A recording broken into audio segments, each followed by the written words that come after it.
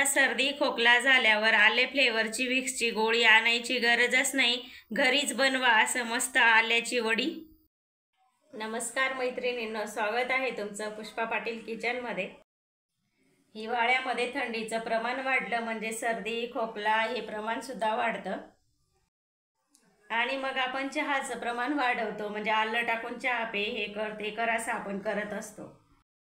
जास्त प्रमाणात चहा पिला तर दुधामुळे सुद्धा आपल्याला त्रास होतो। अशा वेळेस सर्दी खोकला जाण्यासाठी आपण घरगुती उपाय शोधत असतो। असाच आज आपण एक घरगुती उपाय करायचा आहे। असाच आपल्याला घरगुती उपाय शोधायचा आहे पारंपरिक असा, तो म्हणजे आले पाकवडी। तर लगेच सुरुवात करू रेसिपीला। आले पाकवडीसाठी आपण साहित्य बघून घेऊ। 125 ग्रॅम मी वजनी प्रमाणामध्ये आलं घेतलेलं आहे, तेवढी साखर घेतलेली आहे, 2-3 लवंग आणि 2-3 मिरे आहे, थोडंसं मीठ आहे आणि लिंबूची फोड आहे। मी हे वजनी प्रमाण घेतलेलं आहे। तुम्हाला जर वाटीचं प्रमाण घ्यायचं असेल तर ते मी तुम्हाला पुढे सांगतेच कसं घ्यायचं ते। आल्याच्या वरची साल पूर्णपणे काढून घ्यायची, आलं स्वच्छ करून घ्यायचं आणि धुवून घ्यायचं आणि नंतर त्याला व्यवस्थित असं कोरडं करून घ्यायचं आहे कपड्याने। स्वच्छ करून घेतलेलं आलं आता आपल्याला कापून घ्यायचं आहे। तर पहिले असं उभं कापायचं आलं आणि नंतर मग असं आडवं कापून घ्यायचं आहे बारीक बारीक तुकड्यांमध्ये। आलं कापताना असं डायरेक्ट उभंच कापायचं नाही, कारण त्याच्यामध्ये अशा लांब लांब शिरा असतात, तर त्या व्यवस्थित अशा मग बारीक होत नाही। त्याच्यासाठी उभं पण कापायचं आणि आडवं पण कापायचं आहे। आलं बघा पूर्ण असं कापून घेतलं बारीक तुकड्यांमध्ये। आता याला आपल्याला मिक्सरच्या भांड्यामध्ये टाकून याला बारीक असं आपल्याला दळून घ्यायचं आहे। आलं आपल्याला शक्य होईल तितकं पाणी न घालताच हे बारीक करून घ्यायचं आहे। आणि आलं बघा जास्त असं निब्बर असं जुनाट आलं घ्यायचं नाही, मस्त असं कोवळं आलं घ्यायचं।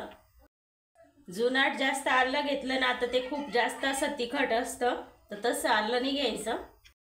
या आल्यामध्ये आता आपल्याला लवंग आणि मिरी घालून घ्यायची आहे। आल्याची एकदम बारीक अशी पेस्ट करून घेतलेली आहे, पाणी न घालताच केली। आता ही पेस्ट मी एका वाटीमध्ये काढून घेते। आल्याची पेस्ट आपण वाटीमध्ये काढून घेतली आणि ती पाऊण वाटी भरलेली आहे। पाऊण वाटी आपली आल्याची पेस्ट आहे, तर आपल्याला तेवढी आणि 2-3 चम्मच वरती साखर घ्यायची आहे। तर आले पाकवडी करण्यासाठी इथे कढई ठेवलेली आहे। कढईमध्ये 1 चम्मच तूप टाकून घ्यायचं आहे, हे साहित्य दाखवताना राहिलं होतं। तर आता याच्यामध्ये हे आलं टाकून घ्यायचं आहे पेस्ट केलेलं। हे आलं आपल्याला 2-3 मिनिट छान परतवून घ्यायचं आहे, त्याच्यातला जो कच्चापणा असतो ना तो निघून जातो। 2-3 मिनिट पेस्ट बघा छान परतवून घेतलेली आहे, हलकासा रंग सुद्धा बदललेला आहे। याच्यामध्ये आता आपल्याला साखर घालून घ्यायची आहे, मीठ घालून घेऊ थोडंसं। आता हे मिश्रण आपल्याला एकदम घट्ट होईपर्यंत शिजवून घ्यायचं आहे। साखर टाकून मी 7-8 मिनिटं हे छान असं कमी गॅसवर शिजवून घेतलेलं आहे, पण अजून तरी वडी एकदम आपली पडणार नाही म्हणून अजून एखादी मिनिट आपण शिजवू याला। हे मिश्रण घट्ट करत असताना एका डिशला तूप लावून घ्यायचं आहे। मिश्रण एकदम छान असं आपलं झालेलं आहे, कढई सुद्धा सोडत आहे बघा। याच्यामध्ये आपल्याला आता 2-3 थेंब लिंबू पिळून घ्यायचं आहे, थोडंसं मिक्स करून घेऊ। आता हे मिश्रण आपण डिशमध्ये काढून घेऊ,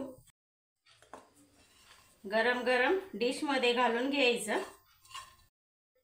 तर मी हे 2 ठिकाणी करून घेत आहे, छोटी डिश आहे म्हणून, तुमच्याकडे जर मोठी असेल तर एका याच्यातच टाकून घ्या व्यवस्थित।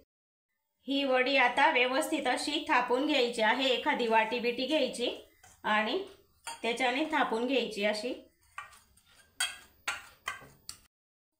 एकदम छान अशी वडी थापून घेतलेली आहे। मी जास्त वडी जाड नाही ठेवलेली, मस्त अशी बारीक केलेली आहे, कारण ती पण जड असते ना, अद्रक म्हणजे गरम असतं। थोडंसं गार करून घेऊ आणि नंतर याच्या वड्या पाडू। गार झालेला आहे, आता याची आपण आता वडी करून घेऊ।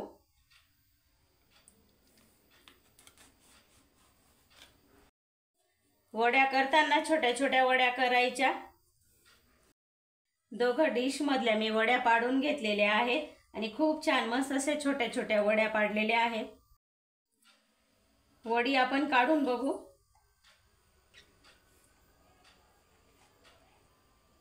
हे बघा किती छान अशी सहज निघते, एकदम छान अशी वडी झालेली आहे बघा। तर या आता आपण सर्व वड्या काढून घेऊ। अगदी सहजपणे ही वडी निघते। सर्व वड्या बघा एका डिश मध्ये काढून घेतल्या आणि बघा अजिबात सुद्धा असा भुगा वगैरे झालेला नाहीये वडीचा आणि एकदम चटपटीत अशी ही वडी झालेली आहे आणि एकदम खुटखुटीत सुद्धा झालेली आहे। दिसायला एकदम कडक दिसते पण एकदम मऊ आहे बघा। छान अशा मस्त छोट्या छोट्या आपण वड्या तयार केलेल्या आहेत। तुम्हाला ही आले वडीची रेसिपी आवडली असेल तर लाईक शेअर सबस्क्राइब करायला विसरू नका। धन्यवाद।